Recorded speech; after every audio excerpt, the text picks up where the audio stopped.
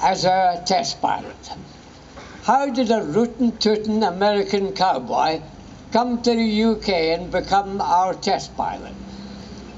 Well, it all started a little bit in the States because he had the motivation of being interested in kiting at that time, and man-carrying kites. Worked a little for the American government, then came here and worked for the British Army. Now this man came through to test flying. You may say, how did he get the experience? Well, how did he get chosen? He didn't get chosen. In those days, there was no other route than just motivation and your own enthusiasm.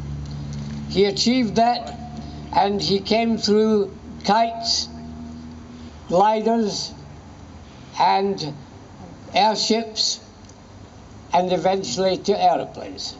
Now, this wasn't just a man who flew. He was more than that. He was a designer, and also he took part in building things. He took part in building the Army's first airship, the Nulli Secundus, which means second to none, and he took part in building aeroplanes as well, and designed them. There are very few people in the history of aviation like this.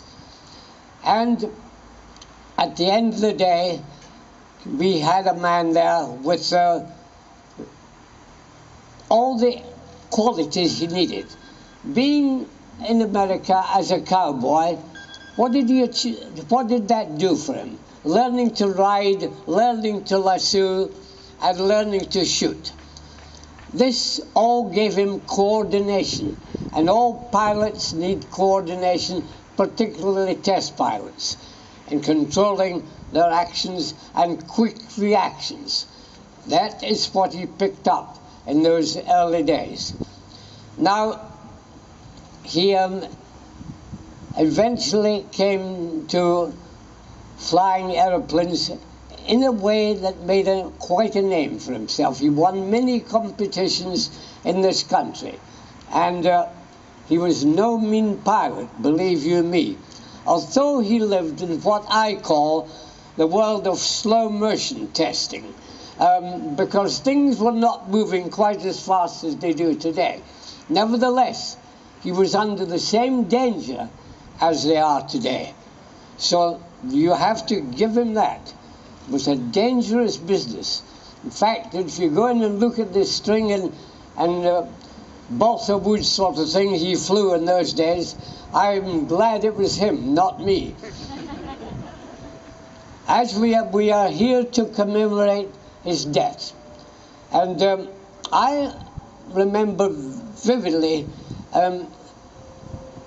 part of Cody in this sense. In the RAE, I used to walk in there every day for 6 years as a test pilot, and at the bottom there I would be passing Cody's tree. I had 2 dogs with me, and they anointed Cody's tree every day. I think that's why it became rather stunted and gross. But there we are.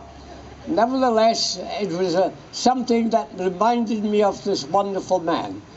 So we are going to pay tribute by unveiling very shortly his monument to him, and always remember him in this way, as one of the great pioneers of British aviation, the first test pilot in this country, the first to give his life in the pursuit of his chosen profession.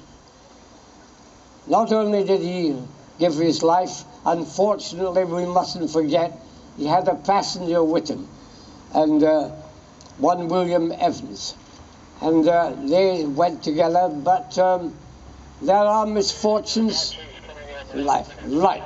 Now we are ready to unveil the wonderful statue. Oh, that way, not that way. This way, shall I? Right. Tell me when. Now, here we go.